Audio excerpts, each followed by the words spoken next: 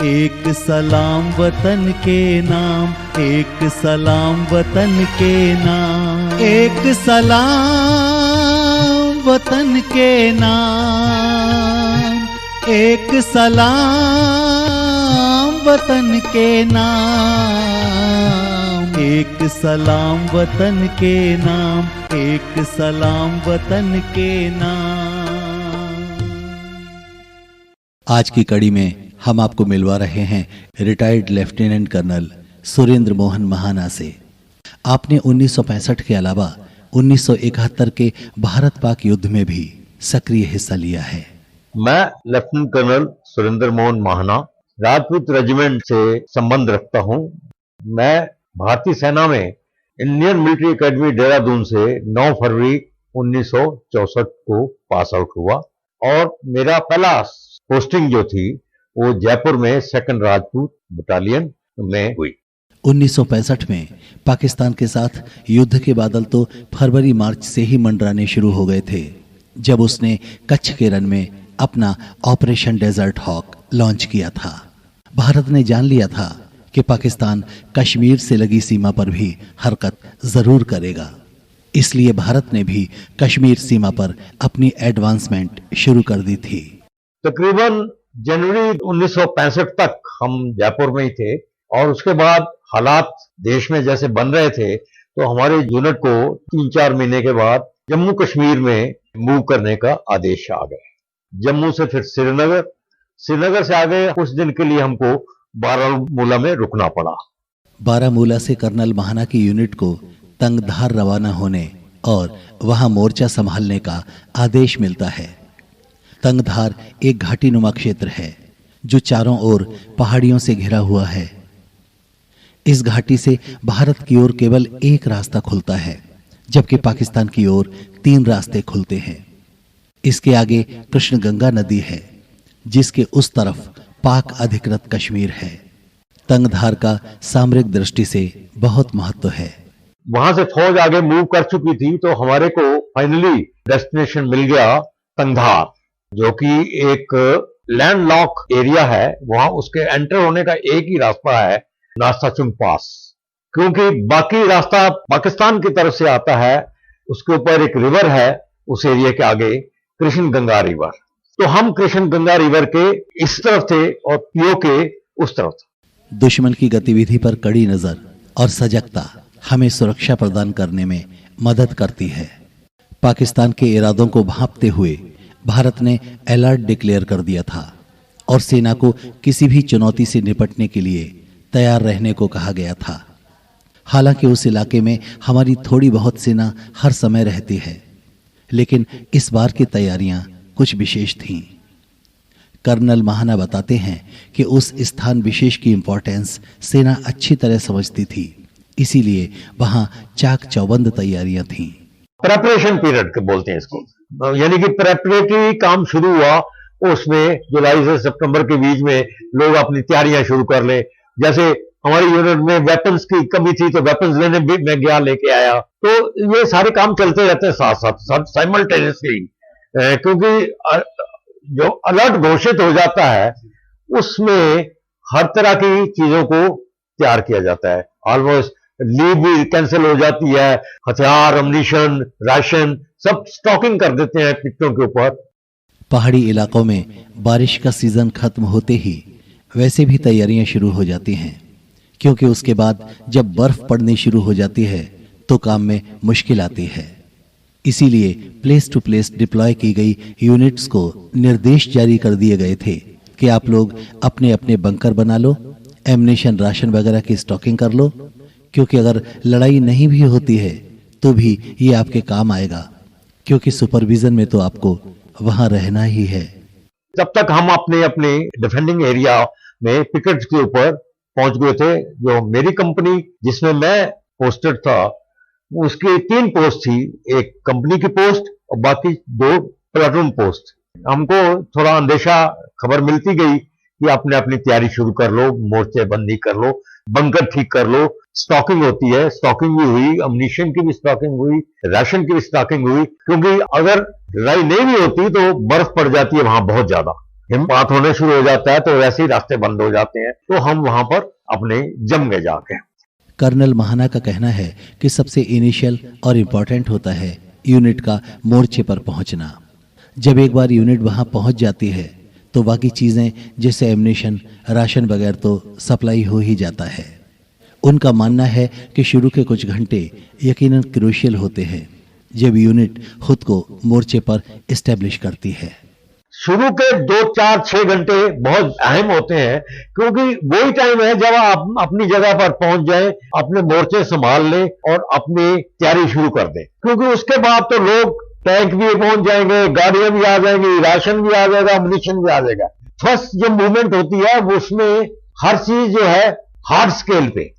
Colonel महाना बताते हैं कि उस समय खबरों के लिए रेडियो ही एकमात्र साधन थे और उनके माध्यम से उन्हें और उनकी यूनिट को ये खबर हो गई थी कि पाकिस्तान ने भारत पर हमला कर दिया है। ये सितंबर की शुरुआत की बात है जब पाकिस्तान ने अखनूर पर कब्जा करने की नीयत से पूरे छंब इलाके में व्यापक स्तर पर टैंकों के साथ हमला बोला था। इधर कर्नल महाना की तैयारी अपने मोर्चे पर एकदम चाक चौबंद थी। उनकी यूनिट ने बंकर खोद लिए थे, पिकेट्स पर पोजीशन ले ली थी, माइंस फील्ड तैयार कर लिए थे। कुल मिलाकर ये पुख्ता इंतजाम था कि दुश्मन इस तरफ से भारत की सीमा में हरगिज प्रवेश न कर सके। उस वक्त जानकारी, खबरों का सिलसिला था वो रेडियो ही था, तो रेडियो से ही जानकारी मिलती थी। तो सुना हमने कि सितंबर में पाकिस्तान ने कार्रवाई शुरू कर दी। जिस एरिया में हम एस्टेब्लिश हो गए थे तो हमारा मेन टास्क था दुश्मन को इस तरफ आगे बढ़ने से रोकना। हमारी पिक्चर जो थी उसके आगे हमने माइन फील्ड लगाने शुरू कर दिए थे और अपने बंकर्स को ठीक करना शुरू कर दिया था, ताकि किसी वक्त जरूरत पड़े तो पाकिस्तान की जो सेना है या रजाकार है हमारे ऊपर डायरेक्ट आसानी से हमला ना कर सके। दुश्मन से सुरक्षा के लिहाज से माइंस एक प्रभावी उपाय है, लेकिन साथ ही ये बड़ा टेक्निकल और जोखिम से भरा हुआ काम भी है। जरा सी चूक एक बड़े हादसे की वजह बन जाती है। माइंस के बारे में जानकारी देते हुए कर्नल महाना कहते हैं, माइन 2 तरह की माइन होती है। एक तो छोटी माइन होती है जिससे कि आदमी जख्मी हो सकता है, उसकी जान नहीं जाती है, पैर रखा पैर उड़ जाएगा, बाकी आदमी मरेगा नहीं। एक माइन होती है बड़ी, जैसे आपने देखा होगा ना 1 लीटर का डब्बा होता है, वो डब्बे की तरह होती है। M16 माइन बोलते हैं, वो बहुत डेडली माइन, यानी कि जहां फट जाए उसके चारों तरफ 9-10 मीटर तक आदमी या कोई भी चीज है खत्म हो जाती है। तो इस चीज को लोगों का मोराल अप करने के लिए कमांडर को अपने साथ जाना पड़ता है, उनके साथ जाना पड़ता है जाके, ताकि उनको थोड़ा हौसला रहे कि मेरे साथ अफसर भी है। कई जगह थोड़ी बहुत बर्फ पड़ी हुई थी तो बर्फ में भी माइन लगानी पड़ती है, तो रास्ते ब्लॉक किए गए ताकि कोई आ ना सके। जैसा कि आपको बताया गया कि माइंस लगाना एक बेहद सतर्कता और जोखिम भरा काम है। माइंस लगाते समय दुर्भाग्यपूर्ण तरीके से हुई एक दुर्घटना का जिक्र करते हुए कर्नल महाना बताते हैं, जब हमको माइन लगाने का आदेश मिला तो हमारे एक दूसरी पिकेट पे हमारा एक जेसीओ माइन लगाते हुए एक्सीडेंट हो गया। वो 62 आवर में उसको वीर चक्र मिला था। तो थोड़ा सा बारिश हो गई, पानी थोड़ा जमीन फिसलन थी, वो गिरा, माइन फील्ड के अंदर जा गिरा, ही डाइड। तो हमारे जवानों मन के ऊपर इसका अच्छा असर नहीं पड़ा। तो हालत ये आ गई थी कि मैं उनके साथ माइन फील्ड लगाने के लिए जाता था, मैं भी वहीं पोजीशन लेता था, वो भी पोजीशन लेके माइन को प्राइम करते थे, तब ऐसे कार्रवाई करने की जरूरत पड़ती थी। एक छोटी सी असावधानी ने एक बहादुर सैनिक छीन लिया हमसे। बहरहाल जैसा कि आपको बताया कि तंगधार वैली में पाकिस्तान की ओर से 3 एंट्रेंसेस थीं। कृष्ण गंगा नदी चूंकि कश्मीर और पीओके के बीच एक डिवाइडिंग लाइन की तरह थी और उस पर बना पुल पाकिस्तानी फौज के वैली में आने के लिए एक खुला रास्ता था। इसलिए हमारे लिए ये लाजमी हो गया था कि उस रास्ते को खत्म किया जाए। उस रास्ते को बंद करने का एक ही रास्ता था कि उस पुल को डिस्ट्रॉय कर दिया जाए। फिर ये जो मैं कृष्ण गंगा रिवर के बारे में आपको बता रहा हूं, उसके ऊपर एक स्टील का ब्रिज था जिससे पाकिस्तान के सैनिकों के आने का बहुत ज्यादा अंदेशा था, वो आने की कोशिश भी कर रहे थे, तो उसको डिस्ट्रॉय करना बहुत जरूरी था। इसके लिए एंटी टैंक गन मंगवाई गई पंजाब से, बाहर से मंगवाई गई, क्योंकि पहाड़ों में एंटी टैंक गन्स की जरूरत नहीं होती। तो उसमें हमारा एक एनसीओ था जो कि स्कूल में इंस्ट्रक्टर रहा था, गुड गनर। तो गन को डिसमेंटल करके पहाड़ी पे ले जाया गया, जिससे कि उस ब्रिज के ऊपर निशाना बना के उसको डिस्ट्रॉय किया जाए। जो एंटी टैंक गन में अम्यूनिशन होता है वो बहुत खतरनाक अम्यूनिशन होता है, उसका कम से कम एक शैली 1 मीटर के लंबा होता है। तो उस गन से उस ब्रिज को डिस्ट्रॉय किया गया, ताकि कृष्णगंगा रिवर एक नेचुरल बाउंड्री बन गई, एक डिफेंसिव लाइन बन गई हमारी। दुश्मन की हमारे एरिया में प्रवेश की किसी भी संभावना को समय रहते खत्म करना बहुत जरूरी होता है। दुश्मन की कोशिश होती है कि वो चोरी छिपे, खास तौर पर रात के वक्त दाखिल हो जाए। अब हर जगह तो सैनिक खड़ा नहीं किया जा सकता, इसलिए ये लाजमी हो जाता है कि ऐसी जगहों पर एक निश्चित अंतराल के बाद लगातार विजिट की जाती रहे, ताकि सुनिश्चित किया जा सके कि हमारा क्षेत्र सुरक्षित है। उसके बाद हमारा जो मिशन था कि हमारी एक रिज पे हम थे, नेक्स्ट रिज खाली थी, तो इसको देखना था कि पाकिस्तान के सैनिक या रजाकार उस रिज के ऊपर आके, जो शमशाबारी रेंज थी, माउंटेन रेंज जो पास से शुरू होती थी और आगे तक जाती थी, तो उसके ऊपर हमको जाके देखना पड़ता था 1-2 दिन छोड़ के जाके कि पाकिस्तान उसको कब्जा तो नहीं कर लिया, क्योंकि एक बार कब्जा होने तो उसको छुड़वाने के लिए बहुत मेहनत करनी पड़ती है। हमारे अनेक श्रोताओं को अवश्य ही ये जिज्ञासा का विषय होगा कि रजाकार किसे कहते हैं। रजाकार को डिफाइन करते हुए कर्नल महाना बताते हैं, ये आतंकवादी, इरेगुलर फोर्स। रजाकारों का मतलब होता है इरेगुलर फोर्स, यानी कि पाकिस्तान की रेगुलर आर्मी नहीं, यानी कि थोड़ी सी ट्रेनिंग दी, उनको हथियार पकड़ाया और चल पड़े, तो ये था वहां पर। कर्नल महाना बताते हैं कि युद्ध काल पर्यंत उन्होंने अपनी पोस्ट पर पूरी जिम्मेदारी के साथ ड्यूटी दी। पाकिस्तान से घुसपैठ के अनेक प्रयास हुए, लेकिन उनकी सूझबूझ और सतर्कता ने वे सब विफल किए। वे बताते हैं कि उनकी ये सतर्कता और सजगता युद्ध विराम के बाद भी कायम रही, क्योंकि वे जानते थे कि सीज फायर के बाद की निश्चिंतता का फायदा उठाते हुए पाकिस्तान सैनिकों या रजाकारों की घुसपैठ कराने की कोशिश कर सकता है। और ये हुआ भी।